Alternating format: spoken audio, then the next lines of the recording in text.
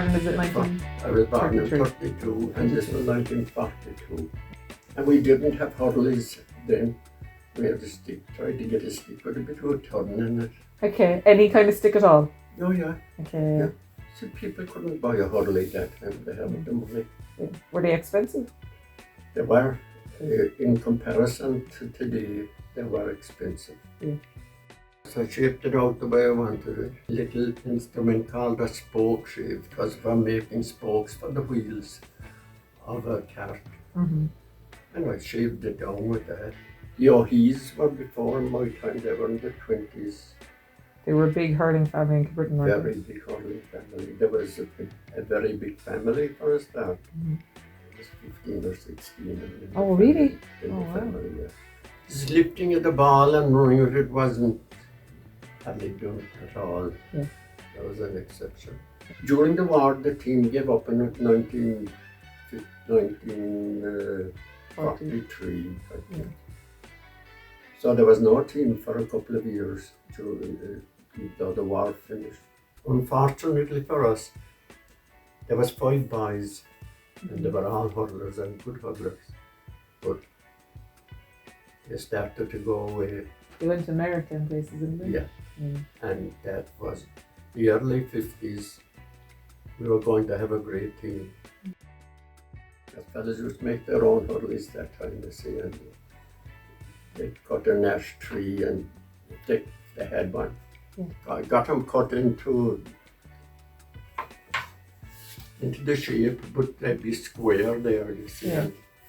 So you just had to wear them down with anything you could do to them. And all you're really looking for still is the grain. That's the tick. Well, some people don't even know that. Yeah. When they see picking out a hurley, they don't even know what they should look for. Yes. And there was a fellow in the village, James Roach, and he had no hurley. He said, could I got you a hurley for a few bucks? I came out, I was going up to the village, and he came out with the hurley in 2 pieces. It was cracked like that now. Oh no.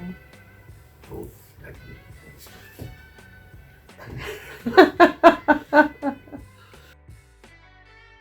Back then, did you have all the equipment and stuff that you'd... No. It was up to yourself. There was no problems most of the time. There'd be some couple get put across each other, but they took it and went away. Yeah.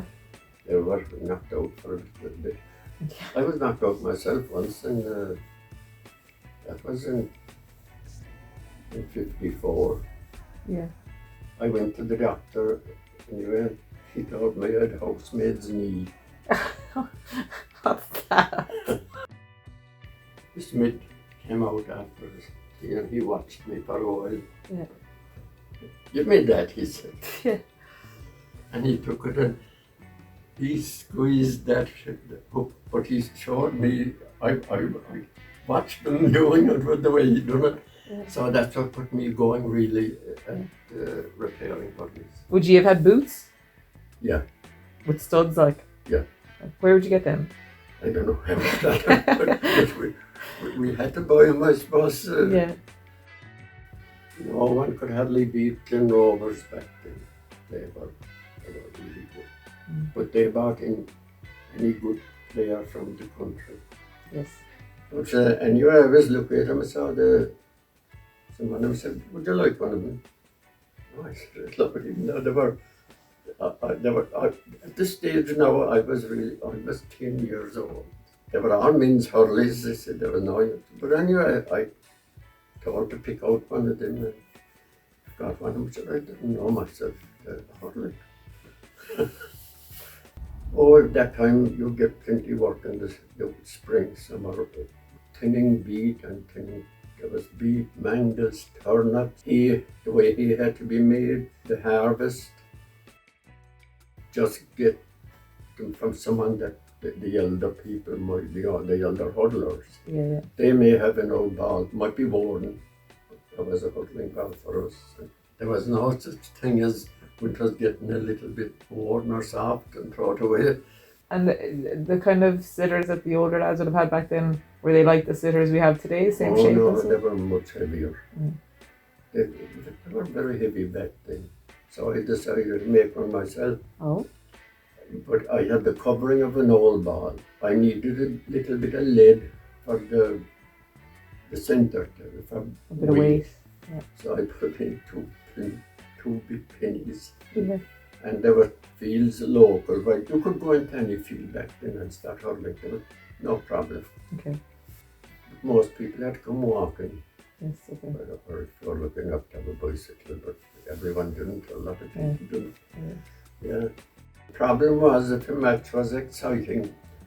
Some fella moved out a small bit and tried to see, so the other fella had to move out, and there was nothing to stop him. There was one trend away, but that was as the game went on, the playing pitch got smaller. Yes. Yeah. As they were closing him. But anyway, I know they were all finished anyway and got done, so maybe sure we were looking at hurleys when we couldn't get them. Yes. Yeah.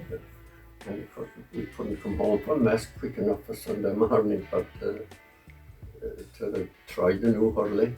Yes. Massey Regan was with me, there was just the two of us. You went out there and you done the best you could.